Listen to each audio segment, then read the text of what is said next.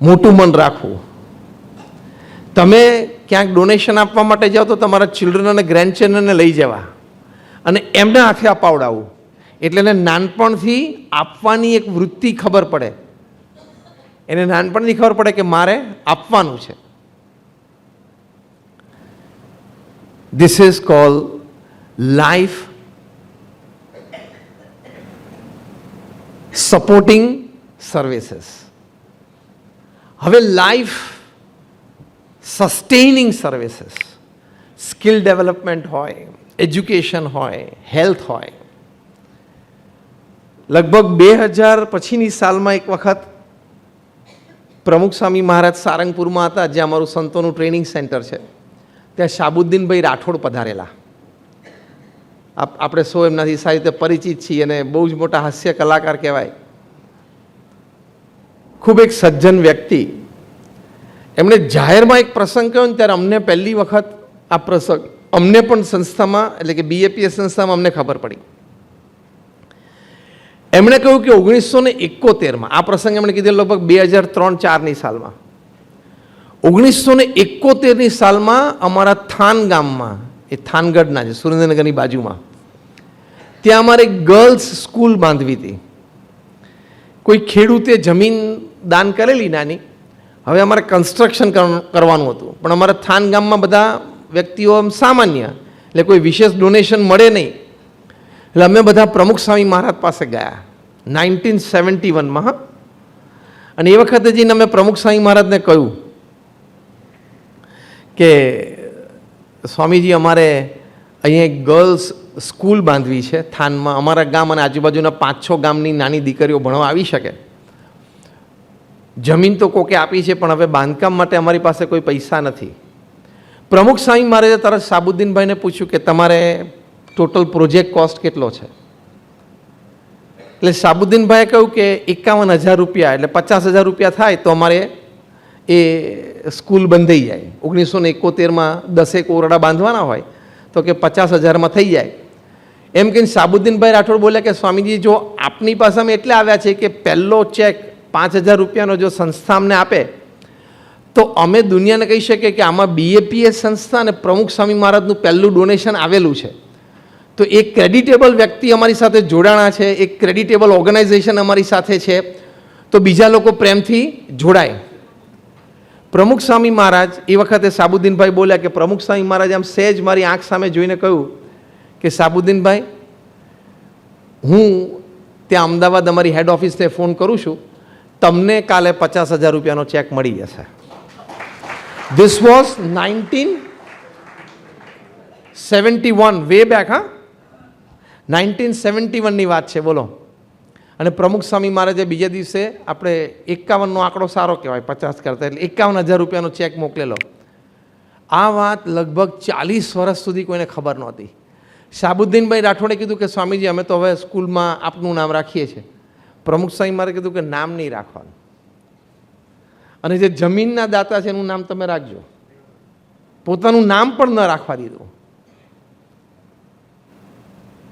My important point in telling is, when you give, યાદ રાખજો બરોબર, when you give with your right hand, your left hand should not know that something was given by the right hand. એ આપણા વડીલો આપણને શીખવાડ્યું કે જમણા હાથે આપણે આપીએ તો ડાબા હાથને ખબર ના પડવી જોઈએ કે મેં આપ્યું.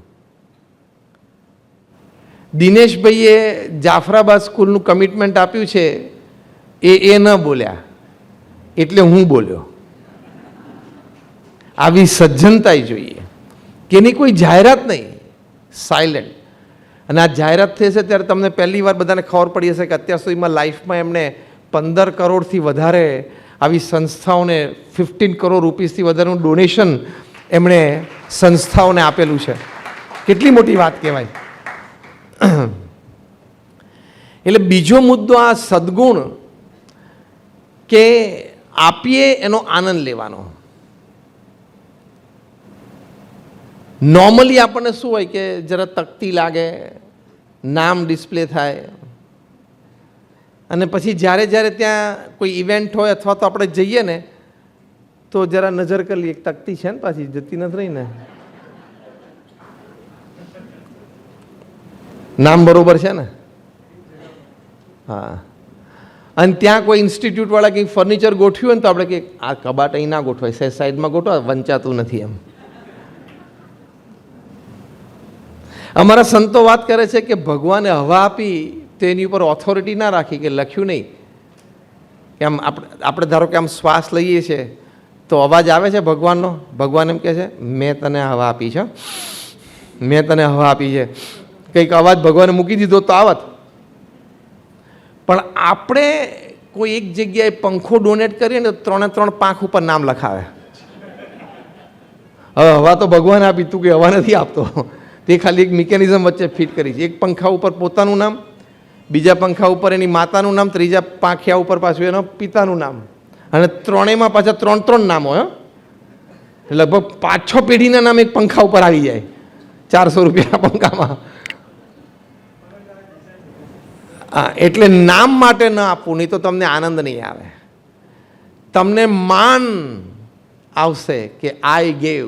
દાન આપીને તો નમ્ર થવાનું છે, દાન આપીને તો સમાજના સહભાગી થવાનું છે, દાન આપીને તો આપણે આપણો આંતરિક આનંદ લેવાનો છે, જેને આત્મસાદ કહેવાય. આંતરિક આનંદ લેવાનો છે. દાન આપીને તમે નામ લખાવો ને એટલે તમારો આંતરિક આનંદ ઘણો બધો ઘટી જશે, ઘણો બધો ઘટી જશે.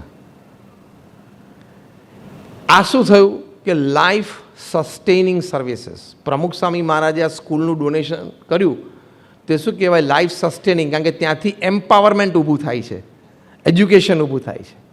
ત્રીજા પ્રકારની સર્વિસીસ કઈ છે? લાઈફ એન્હેન્સિંગ સર્વિસીસ, જેમાં વેલ્યુ સિસ્ટમ વ્યક્તિને મળે છે, એક સ્ટ્રોંગ કલ્ચર એના હૃદયમાં ઊભું થાય છે. એ કહેવાય life enhancing services. Swaminarayan Akshardham Delhi છે એ 2005થી ઉદ્ઘાટિત થયું ત્યારથી આજ સુધી હજારો લાખો વ્યક્તિઓએ વિઝિટ કરી, દર્શન કર્યા, એક્ઝિબિશન્સ જોયા. ત્યાં મેં એક્ઝિબિશનમાં એક વેજીટેરિયનિઝમનો સ્પોટ મૂકેલો છે, શાકાહારી જીવન જીવવું. એમાં 2 રીતે ઇમોશનલ આર્ગ્યુમેન્ટ પણ છે, સાયન્ટિફિક આર્ગ્યુમેન્ટ પણ છે, લોજિકલ આર્ગ્યુમેન્ટ પણ અમે મૂકી છે. ઇમોશનલ આર્ગ્યુમેન્ટ એ મૂકી છે કે તમે મરઘીના ઈંડા ખાવ છો અથવા મરઘીનું બચ્ચું ખાવ છો તો એ પણ માતા અને સંતાનનો પ્રેમ છે જે તમે તોડો છો. તમે ઘરમાં પેટ તરીકે કૂતરો કે એક બિલાડી રાખતા હો અને આ બાજુ મરઘીનું બચ્ચું એટલે ચિકન ખાતા હો ને તો યુ આર ડબલ કેરેક્ટર. હા, આ તમારા નોનવેજ ઇટિંગ ફ્રેન્ડ્સ હોય ને એને કહેજો કે I label them as double character. કોક આપણને એમ કે તું ડબલ કેરેક્ટરનો છો તો કેવી ગાઢ જેવું લાગે કે you are something else outside, something else inside. તમે એક પ્રાણીને પ્રેમ કરો છો અને બીજી જગ્યાએ બીજા પ્રાણીનો પ્રેમ મારો છો, ડબલ કેરેક્ટર થયું ને. આ વિચારવા જેવી વાત છે. આ એક ઇમોશનલ આર્ગ્યુમેન્ટ અમે મૂકી છે. સાયન્ટિફિક આર્ગ્યુમેન્ટમાં નોનવેજ ફૂડ્સથી સ્ટમક અને સ્કિનના જે ડિઝીઝ વધે છે, વિચ ઇઝ સાયન્ટિફિકલી પ્રૂવડ, એ પણ અમે મૂક્યું છે. લોજિકલ આર્ગ્યુમેન્ટમાં અમે એ પણ મૂક્યું છે કે કોઈ સુપર હ્યુમન રેસ હોય, આપણને અત્યારે નથી ધારો કે, પણ કોઈ સુપર હ્યુમન રેસ, એની પાસે આપણી એક્સેસિબિલિટી આવી જાય. તમે ખાલી કલ્પના કરો કે તમે ઘરે ફેમિલી સાથે બેસીને એક સારો ટીવી શો જોતા હો, ફાધર મધર, તમારા 2 ચિલ્ડ્રન, તમારા ગ્રેન્ડ મધર ફાધર, બધા ફેમિલીમાં ડિનર કરીને એક સારો શો જોવા માટે બેઠા હો અને એ વખતે આ સુપર હ્યુમન રેસમાંથી 2 જણા આવે અને ઘર તોડીને તમારા 2 નાના બાળકોને લઈ જાય અને તમને ખબર છે કે જેમ મરઘીના બચ્ચાને આ લઈ જાય એટલે મરઘીને ખબર પડી જાય છે કે હવે આને ખાઈ જશે. એમાં આપણને પણ ખબર પડે કે હવે મારા 5 વર્ષનો દીકરો અને 2 વર્ષની દીકરીના સુપર હ્યુમન રેસ લઈ ગયા, હવે કાકડીની જેમ ખાવા માંડશે તો આપણને કેટલું દુઃખ થાય. એવું દુઃખ એ મરઘીને પણ થાય છે. આ લોજિકલી આપણે સમજીએ તો ખ્યાલ આવે અને થોડોક અનુભવ વધશે. એઆઈ વધશે ને એટલે આપણને થોડોક અનુભવ વધશે આ કે what is super human race આવશે. ચેટબોટ્સે પોતાની લેંગ્વેજ ચાલુ કરી દીધી. એ લેંગ્વેજ હવે ડેવલપ થાય છે, જે આપણે માણસો સમજી જ નહીં શકીએ. એઆઈ પાવર્ડ ચેટબોટ્સ પોતાની ભાષા ચાલુ કરી દીધી. એઆઈ પાવર્ડ ચેટબોટ્સ હવે પોતાનો એક જુદો રિલિજન પણ ચાલુ કરશે. અત્યારે હું બોલું છું ને તમને બહુ નવું ને ઊંચું લાગશે, પણ આ બધું એઆઈ સમિટ હમણાં દિલ્હીમાં થઈને એમાં બધી વાતો બહુ બહાર આવી છે. એઆઈ પાવર્ડ રોબોટે હમણાં આત્મહત્યા પણ કરી સાઉથ કોરિયામાં. સી હાવ એને એઆઈ પાવર્ડ રોબોટે એની પાસે રોજ સવારે તો આખા દુનિયાના ન્યૂઝ આવી જાય, આખું ઇન્ટરનેટે સ્કેન કરી નાખે, એટલે સુસાઇડ થતા હોય એ બધા ન્યૂઝ પણ આવતા હોય. પછી કયા કયા પ્રકારથી સુસાઇડ થાય છે એ પણ આવતા હોય, કયા કારણોથી થતા હોય એ પણ ન્યૂઝપેપરમાં ગમે ત્યાં લખેલું આવતું હોય, એટલે એ પણ એ જોવે. હવે એનો બોસ એને કામ ઘણું કરાવડાવે. એઆઈ પાવર્ડ રોબોટ એટલે આપણને એમ કે આ તો માણસ છે જ નહીં, આ તો મશીન છે, આ તો 24 કલાક કામ કરે. એટલે 2-3 દિવસ 24 કલાક કામ કરાવ્યું હશે ને, એટલે આને પેલા ન્યૂઝ કોન્શિયસ સ્ટેટમાં આવી ગયા કે ભાઈ બોસ બહુ કામ કરાવે ને, તો જાપાનમાં 2-3 જગ્યાએ એવી ઘટના બની છે કે એ એમ્પ્લોયીએ 6ઠા-10મા માળેથી કૂદકો મારીને આત્મહત્યા કરી છે. તો કે મને મારો બોસ બહુ કામ કરાવે છે, એટલે એઆઈ પાવર્ડ રોબોટ દોડીને ગેલેરીમાંથી 6ઠ્ઠા માળેથી કૂદ્યો અને આત્મહત્યા કરી. Very near to human sensation. આ તમે આ હું બોલું છું ગૂગલ પર આજે રાત્રે જ જોજો, નાખજો ગૂગલ પર AI powered robot committed suicide, એટલે તમને નામ ગામ સાથે આખી ઘટના હાથમાં આવશે. હવે સુસાઇડ કરે, મર્ડર કરે કે નહીં? આજે ને સુસાઇડ કર્યો, કાલે મર્ડર કરશે. એટલે તમારો એઆઈ પાવર્ડ રોબોટ તમારો એસિસ્ટન્ટ છે ને, એ તમારું ગળું દાબી દે, અને એ તો લોખંડ હાથ હોય છે, છૂટાશે જ નહીં. We are creating a superhuman race, a race more intelligent than our own selves. અને હું નામ નથી આપતો, પણ એક જાયન્ટ મલ્ટીનેશનલ કોર્પોરેશનના એઆઈ હેડ હમણાં અઠવાડિયા પહેલાં બોલ્યા આ સમિટમાં જ કે ઇન ધ નેક્સ્ટ 18 months, આ સ્ટેટમેન્ટ તમે નાખજો ગૂગલમાં એટલે તમને આખી સ્ટોરી આવશે આજે રાત્રે જ. In the next 18 months, all the white-collar jobs upon this earth are at risk. આવતા 1.5 વર્ષમાં બધી વ્હાઇટ-કોલર જોબ્સ જવાની છે. પૃથ્વી ઉપર લોયરની જરૂર નહીં પડે, અકાઉન્ટન્ટની જરૂર નહીં પડે, ફાર્મસીના રિટેલ કાઉન્ટર ઉપર ફાર્માસિસ્ટની જરૂર નહીં પડે, તમારે ક્લર્કની જરૂર નહીં પડે. અને એઆઈ પાવર્ડ રોબોટ્સ ઘરમાં કામ કરશે એટલે તમારે ડોમેસ્ટિક હેલ્પની પણ જરૂર નહીં પડે. કરશે શું આ બધા નવરા થઈ? Crimes will increase exponentially. In some conference I talked, AI will exponentially increase crime. એટલે જેમ હ્યુમન ક્લોનિંગ અત્યારે ઓલ ઓવર વર્લ્ડ બેન્ડ છે, human cloning is band all over the world, કે ભાઈ મારા જેવો માણસ, તમે એક સામાન્ય તમારો એક શરીરનો વાળ મને મળે, તેમાંથી તમારા જેવો માણસ ઊભો થઈ જાય, કરી નાખે આ લોકો. That is called cloning. ઘેટું ઊભું કર્યું, બકરી ઊભી કરી, માણસે ઊભો કરી શકે. દુનિયાના બધા દેશોએ સાથે બેસીને વિચાર્યું કે આ હ્યુમન ક્લોનિંગ તો ના જ થવું જોઈએ. Why? To maintain the dignity of human life. Human લાઈફની ડિગ્નિટી શું રહી તો પછી? એમ સમય એવો આવશે, ઘણા બધા ક્ષેત્રોમાંથી એઆઈ બેન થશે. Two maintain the dignity of human work. કરશે જ, અને કરવું જ પડશે, ને થશે જ. તમે વિચાર કરો કે બધા લોયર ફ્રી થઈ જાય તો થાય શું? બધા એકાઉન્ટન્ટ જોબલેસ થઈ જાય તો થાય શું? એક અમારા પરિચિત છે, ત્યાં દુબઈમાં એમની ઓફિસ છે. એમને મને હમણાં ગઈકાલે જ અમે એક કાર્યક્રમમાં, yesterday this same time, like about 1 hour back, 7 વાગે I was talking to like 400 ISRO scientists in Ahmedabad. After the session we met many people there. એમાં આ એક યુવાન અમને મળ્યો, એને કહ્યું કે ત્યાં દુબઈમાં એની મોટી કંપની છે, એને 200-300 નો સ્ટાફ છે, this that.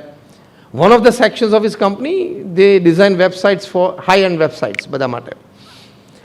એણે કહ્યું કે મારો આઈટી એન્જિનિયર 10 દિવસ રોજ 10 કલાક કામ કરીને 100 કલાકનું કામ આપે ત્યારે એક વેબસાઇટ કોઈ કંપનીની બનાવી શકતો હતો. 100 મેન આવર્સ ત્યારે એક સારી વેબસાઇટ કોઈ કંપનીની બનાવે. અત્યારે જે એઆઈ ટૂલ આવ્યો છે એ ફક્ત 20 મિનિટમાં એ વેબસાઇટ બનાવે છે. એટલે તો સમિટ શરૂ થઈ અને બધી આઈટી કંપનીઝના સ્ટોક્સ ડાઉન થયા, 15-20% ડાઉન થયા. કારણ કે આઈટીનો બાપ છે આ. મેં એટલા માટે વાત કરી કે જે ત્રીજા પ્રકારની આપણે વાત કરીએ છીએ ને, લાઈફ એન્હેન્સિંગ વેલ્યુ સિસ્ટમ, એ બહુ જ અગત્યની છે. અને એમાં આપણે મનુષ્ય બેસ્ટ ક્રિએશન છે પૃથ્વી પર ભગવાનનું. Let's maintain that best creation of God upon this earth. It's our responsibility. એ આપણી રિસ્પોન્સિબિલિટી છે. ઘણા બધા ક્ષેત્રોમાં ખૂબ લાભ થયો છે. એગ્રીકલ્ચરમાં એઆઈનો ખૂબ લાભ થયો છે, ડિફેન્સમાં ખૂબ લાભ થયો છે. It can be continued in some sectors, but in sectors where it is taking away jobs of middle class people, you cannot afford it. Life enhancing સર્વિસીસમાં આપણે વેલ્યુ સિસ્ટમ શીખવાડવાની છે કે as human beings we must maintain the dignity of human life and dignity of human work. એ આપણી જવાબદારી છે. હું વાત કરતો હતો દિલ્હીમાં અક્ષરધામમાં અમે વેજીટેરિયનિઝમનો સ્પોટ મૂક્યો હતો કે જેમાં શાકાહારી ભોજનની લાભ અમે બધા મૂકેલા છે. એક તેજેન્દર પાલ સિંઘ આવેલા જે 1991માં મિસ્ટર ઇન્ડિયા બનેલા. એમણે આ સ્પોટ જોઈને ત્યાં જ એમને રડવું આવી ગયું. એમને થયું કે આ કેટલી હૃદયદ્રાવક વાત છે. ત્યાં જ એમણે પ્રતિજ્ઞા લીધી કે આજથી હું 100% વેજીટેરિયન. એમને ઓપિનિયન બુકમાં પણ લખ્યું. પછી એમણે લખ્યું કે દિલ્હી, હરિયાણા, પંજાબમાં મારા જીમ છે, એમાં કદાચ 5000 યુવાનો બોડી બિલ્ડિંગ માટે આવે છે. હું મારો આ એક્સપિરિયન્સ સ્વામિનારાયણ અક્ષરધામમાં એક્ઝિબિશનમાં પ્રમોટિંગ વેજીટેરિયનિઝમ, એ વાત હું એ લોકોને કરીશ. અને મને આજે અહીંયા સ્વામિનારાયણ અક્ષરધામમાં જે પ્રેરણા મળી, હું ભગવાનને પ્રાર્થના કરીશ કે હું મારી જેમ મારા 5000 સ્ટુડન્ટ્સને સંપૂર્ણ વેજીટેરિયન બનાવી શકું. એટલે પ્રમુખ સ્વામી મહારાજે અક્ષરધામનું નિર્માણ કર્યું, એમાં એક આ પ્રદર્શન મૂક્યું, એમાં શાકાહારી ભોજનની વાત મૂકી, એમાંથી આ વ્યક્તિને પ્રેરણા મળી, એમાંથી 5000 વ્યક્તિઓને પ્રેરણા મળી. વર્ષો પછી એ પાછા આવ્યા, લગભગ 4-5 વર્ષ પછી, ત્યારે એમને કહ્યું કે 50 to 70% of my project is done. કેટલી મોટી વાત થઈ ગઈ. એટલે આ પણ એક સમાજની સેવા છે.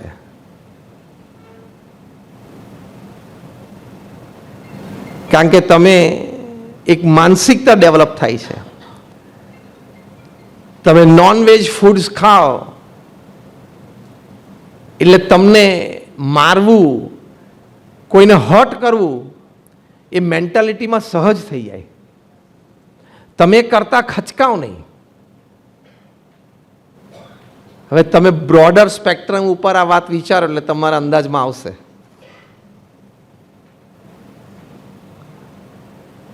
તો life supporting services, life sustaining services and life enhancing services, ત્રણેય પ્રકારની સમાજ સેવાની જરૂર છે. અને ત્રણેય પ્રકારની સમાજ સેવા પ્રોપર થવી જોઈએ. ઇવન કોર્પોરેટ વર્લ્ડમાં હવે આના વિચારો, CSR ઇત્યાદિ તો કરતા જ હોય, પણ કોર્પોરેટ વર્લ્ડમાં પણ આના વિચારો બહુ જૂના જમાનાથી છે. એ લોકોને પણ ઘણા બધા કોર્પોરેટ હાઉસીસ એમ થાય છે કે આપણે આટલું સારું કમાણા, સમાજે આપણને આટલો સપોર્ટ કર્યો, the society supported me, I must give back to society. આપણે કારમાં બેસીને પેલો સીટ બેલ્ટ બાંધીએ છીએ, ખબર છે? 3 point સીટ બેલ્ટ છે. 3 point સીટ બેલ્ટ જે આપણે બાંધીએ છીએ ને, એક આપણું બકલ જેમાં આપણે ફિટ કરીએ છીએ, અને પાછળ સીટમાં બે બાજુથી એ એટેચ છે, એટલે it is called the 3-point seat belt. એ 1959માં વોલ્વો કંપનીના એન્જિનિયર નિલ્સ બોલિન એનું ઇન્વેન્શન છે આ. બહુ વિચાર્યું એ લોકોએ કે કાર એક્સિડન્ટમાં લોકો મરે છે કેમ, તો બહુ એનાલિસિસ પછી ખબર પડી કે મરે છે કાર એક્સિડન્ટમાં કાં તો એનું માથું બોડી જોડે અથડાય છે, કાં તો એ બહાર ફંગોળાઈ જાય છે અને પછી રોડ ઉપર પડે તો માથું પટકાય, બીજું ત્રીજું, એટલે બ્રેઇન હેમરેજ થાય, માણસ મરી જાય. એવી રીતે લોકો મરે છે એક્સિડન્ટમાં. મને પણ 1996માં અમેરિકામાં મારો એક્સિડન્ટ થયેલો. અમે એટલાન્ટિક સિટીથી ફિલાડેલ્ફિયા જતા હતા, તો હેડ ઓન કોલિઝન, એટલે આમ બેંગ કોલિઝન હતું 4 રસ્તા ઉપર. I was also thrown out of the car, pool of blood, unconscious, I was airlifted. બહુ મોટી ઘટના થયેલી અને હાર્ટબીટ બહુ ઓછા થઈ ગયા હતા. ડૉક્ટર કહેવા આ જીવશે જ નહીં, પણ હવે હેલિકોપ્ટર સર્વિસીસ આવી ગઈ ત્યાંની એટલાન્ટિક સિટી જનરલ હોસ્પિટલની, તો બચી ગયો અને અત્યારે આપણે ઊભા છીએ. પણ એટલે બહાર ફેંકાઈ જાય લોકો, એના લીધે મરે છે. તો નક્કી થયું કે એક્સિડન્ટમાં વ્યક્તિ બહાર ફેંકાઈ જવો જોઈએ નહીં. તો શું કરું, તો કે બાંધી રાખો. પ્રયોગ કર્યો, સફળ ગયો. એટલે જે 3-point સીટ બેલ્ટ આપણે પેસેન્જર સીટ ઉપર બેસીએ છીએ અને ડ્રાઈવર સીટ ઉપર બધે, પાછળને બધે. પહેલાં ખાલી પેસેન્જર સીટ માટે આવ્યો, પછી 2 માટે આવ્યો, પછી બધા માટે આવ્યો. એ વોલ્વો કંપનીએ પોતાની પહેલી પ્રોડક્ટ બહાર પાડી, એમાં મૂક્યું. હવે સાંભળજો, બીજા automobile makers before they can think anything, વોલ્વોએ જાહેરાત કરી દીધી કે this 3-point safety belt has more value as a life saving tool than something to make profit from. So we are opening the pattern for everybody to make it. બાકી એ પેટર્નનો વોલ્વોએ charge કર્યો હોત બીજા ઓટોમોબાઈલ્સને, તો કરોડો, millions and millions of dollars મળત એમને. They could have patented it. અને પેટર્ન એ લોકો વેચતો, એટલે કે બીજાને ઓથોરાઇઝ કરે કે તમે વાપરી શકો છો, અને લાઈફ ટાઈમ પેટન્ટ પોતાના નામે રાખે, જે પેટન્ટ બનાવનાર દરેકની ઈચ્છા હોય. તું નથી રહેવાનો પૃથ્વી પર, તારી પેટન્ટ ક્યાંથી રહેવાની છે? વોલ્વોએ જાહેરાત કરી. This was 1959, huh? કે the 3-point seat belt has more value as a life-saving tool than something to make profit from. So we are opening our patent. એમ કહીને ઓપન કરી દીધી. આ કેટલું મોટું ગિવિંગ કહેવાય સોસાયટીને.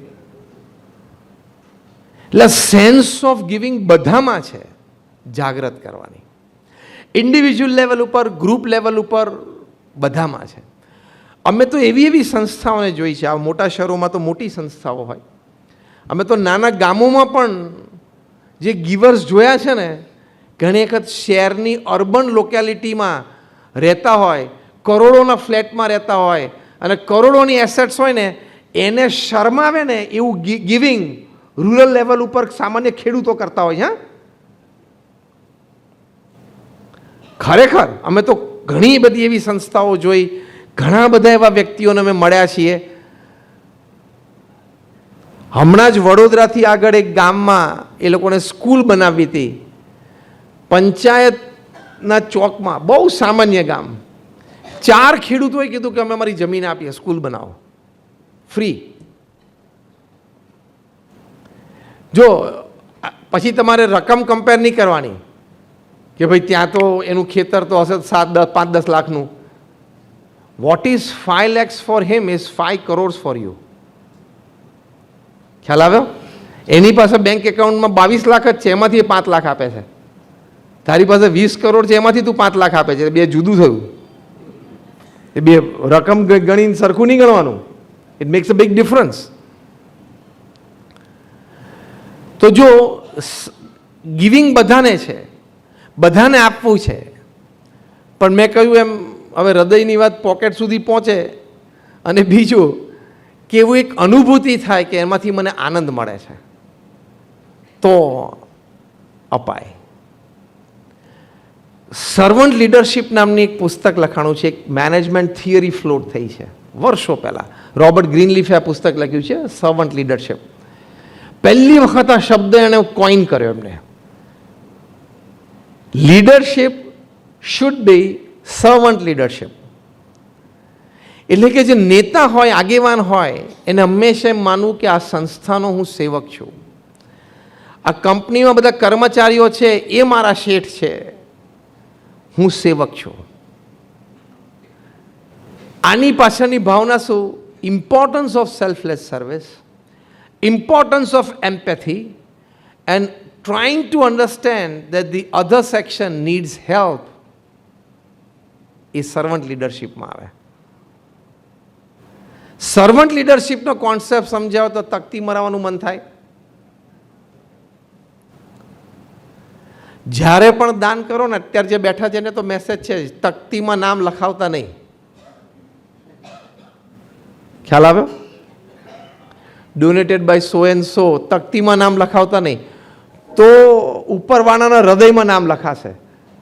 બેમાંથી એક જ જગ્યાએ લખાય છે. અહીં લખાવશો તો ત્યાં પછી નહીં લખાય. કારણ કે તમે અહીંયા માનનો સ્વાદ લીધો, આનંદનો લીધો, પછી પુણ્યનો મળશે નહીં. બેમાંથી એક જ મળે, બેય ના મળે. એ ફેક્ટ છે.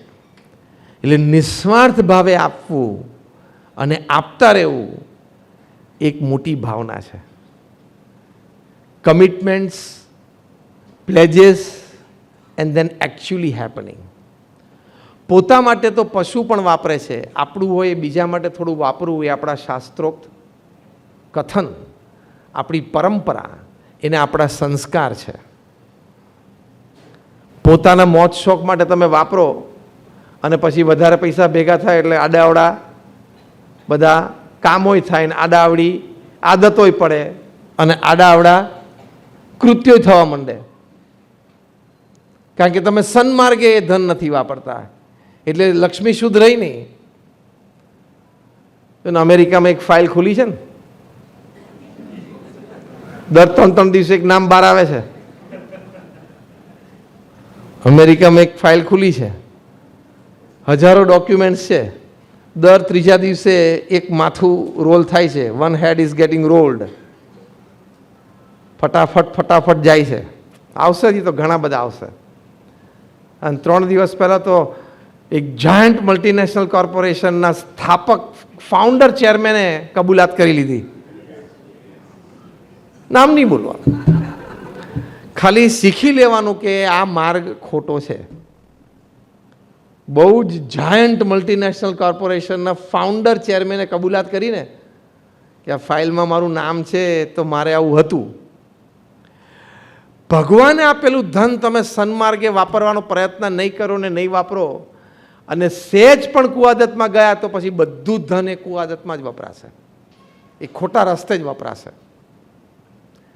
અને 10% આપણા સત્શાસ્ત્રોની આજ્ઞા છે એ પ્રમાણે તમે ધર્મના કાર્યમાં, સમાજના કાર્યમાં વાપરશો તો બાકીનું 90% ધન તમારા હકનું, પુણ્યનું, શુદ્ધ અને તમે વાપરી શકો એવું થઈ જશે.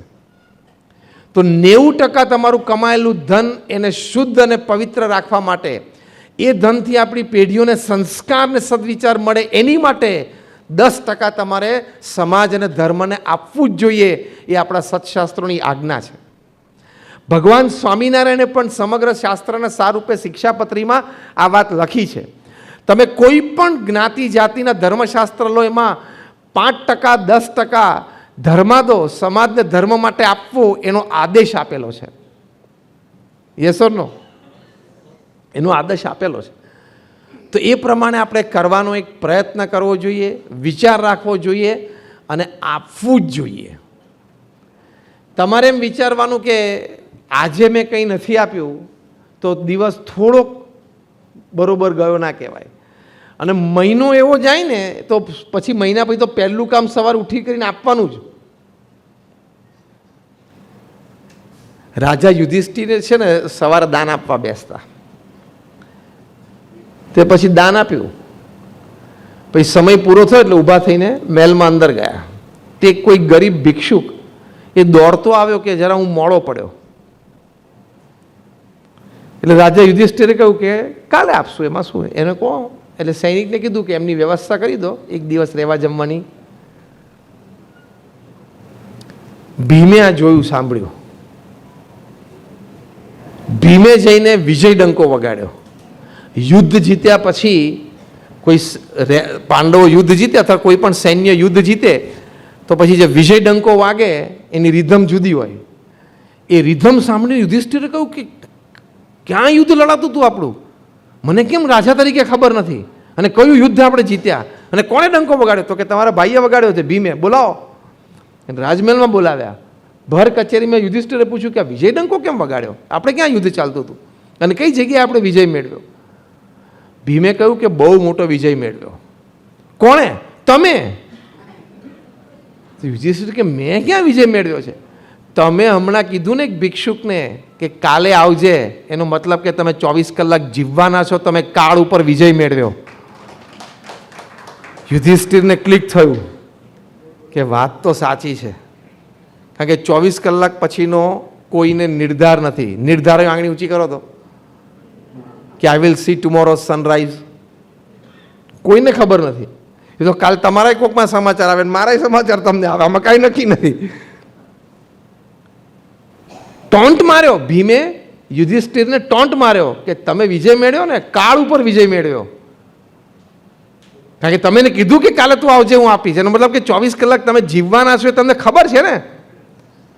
યુધિષ્ઠિરે કદાચ કાનપટ્ટી પકડી કે વાત સાચી છે, અત્યારે જ બોલાવો એને. એ ભિક્ષુકને અત્યારે કચેરીમાં બોલાવો, હું એને દાન આપી દઉં. દાન આપી દઉં. પછી યુધિષ્ઠિરને એમ થયું કે આપણે તો એમ સમજતા હતા કે ભીમ બહુ બુદ્ધિશાળી નહીં હોય, પણ બહુ બુદ્ધિશાળી છે કે. એટલે એક કહેવત છે, કલ કરના હૈ વો આજ, और आज करना है वो अब. એવી ભાવના રાખીએ, એવો વિચાર રાખીએ અને એવું આપતા રહીએ તો ભગવાન આપણને પણ વધારે આપે. Once you start giving, God starts giving to you. કારણ કે એમ થાય ને કે હું આને આપું છું ને, is an route to my final destination where I have decided this to go. એવું ભગવાન સમજે અને પછી ત્યાં પહોંચાડે. એટલે આવી એક ભાવના રાખી. છેલ્લી એક વાત કહીને પૂરું કરું. ગિવિંગ ઉપર ઘણા બધા રિસર્ચ અને એક્સપેરિમેન્ટ્સ થયા છે કે માણસ જ્યારે આપે છે, નિસ્વાર્થ ભાવે આપે છે, ખુલ્લા દિલથી આપે છે, પ્રશંસાની અપેક્ષા વગર આપે છે, ત્યારે એના શરીરમાં કેવા પ્રકારના હાર્મોન્સ રિલીઝ થાય છે. એ હાર્મોન્સથી એને ફિઝિકલ, મેન્ટલ, ઇમોશનલ કેવો લાભ મળે છે, એ બધી વાતો ઉપર ખૂબ રિસર્ચ લખી છે. ડૉક્ટર જેમ્સ હાઉસ, આ પણ તમે રાત્રે જઈને ગૂગલ ઉપર આર્ટિકલ વાંચજો. યુનાઇટેડ સ્ટેટ્સમાં મિશિગનમાં ડૉક્ટર જેમ્સ હાઉસે 10 વર્ષ સુધી એક સર્વે કર્યો ઓન 27,000 પીપલ. 27,000 લોકો ઉપર 10 વર્ષ સુધી એમને રેગ્યુલર સર્વે ચાલુ રાખ્યો. Doctor James House from Michigan, United States. મુદ્દો એ હતો કે when you selflessly give with an open heart and without the expectation of recognition, તો તમને લાભ શું થાય છે? 10 વર્ષના સર્વે પછી એમણે કન્ક્લુઝન પેપર તૈયાર કર્યું અને ડૉક્ટર જેમ્સ હાઉસ લખે છે, I am quoting him word to word and letter to letter.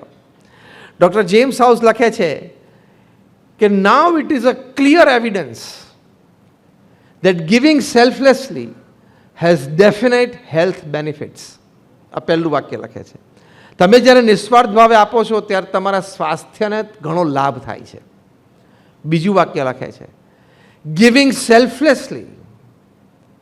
હવે સાંભળજો, સરસ 3 વાક્યો લખે છે. ના ના ના, 3 શબ્દો બહુ સરસ છે, આમ ટેક અવે હોમ જેવા છે, હૃદયમાં લઈ જવાય એવી વાત છે.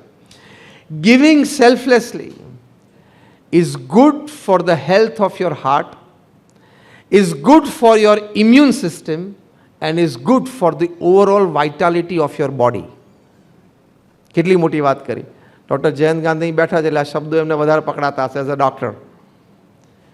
Giving selflessly is good for your heart, good for your immune system, and good for the overall vitality of your body. Givers have this advantage. Dr. James House writes in the conclusion paper after his survey on 27,000 people over a period of 10 years. કેટલો બધો લાભ છે. કફનને ખિસ્સું નથી એ ખબર છે ને, આપણને જે છેલ્લે ઓઢાડશે ને, ઠાઠડીમાં સુવાડ્યા પછી જે છેલ્લે ઓઢાડશે એને ખિસ્સું નથી, એટલે ભેગું આપણે લઈ જઈ શકાશે નહીં. હવે રિવર્સ વાત કરું, મૃત્યુ થશે ને પછી દીકરાને અને વધારે તો દીકરાની વહુને એને ખબર હશે કે પપ્પાને દાંતમાં કેવિટી પુરાવામાં 2 સોનાની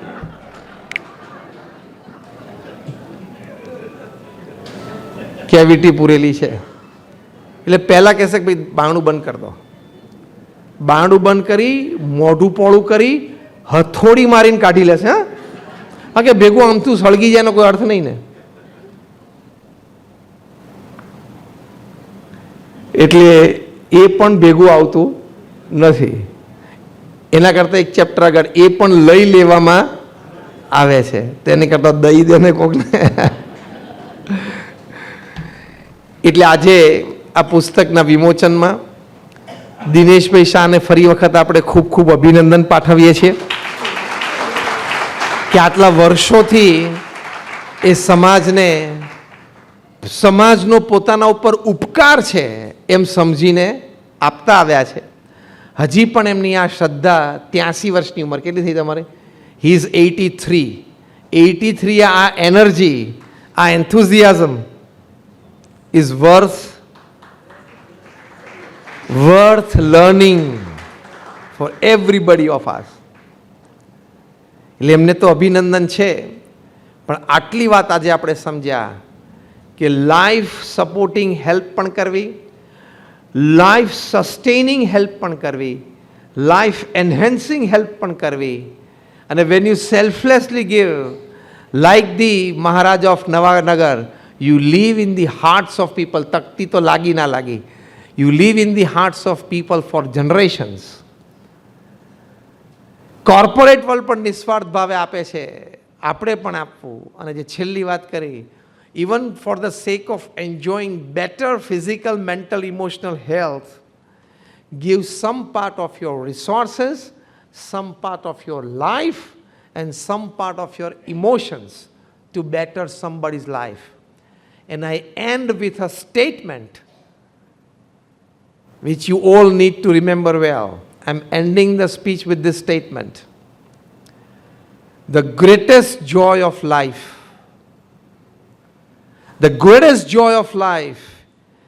is in seeing a smile on somebody's face and you being the reason for it.